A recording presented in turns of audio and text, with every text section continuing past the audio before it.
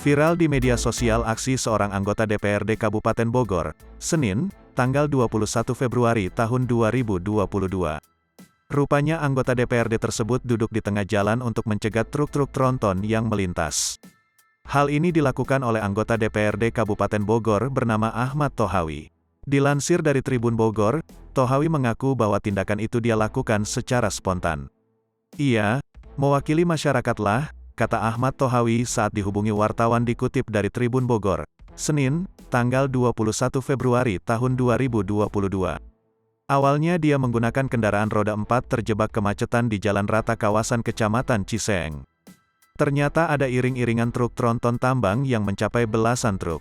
Padahal, kata Thohawi, berdasarkan Perbub 120 tahun 2021, truk besar hanya boleh melintas saat malam hari. Sontak Thohawi pun turun dari mobilnya dan mendekati sopir truk tersebut.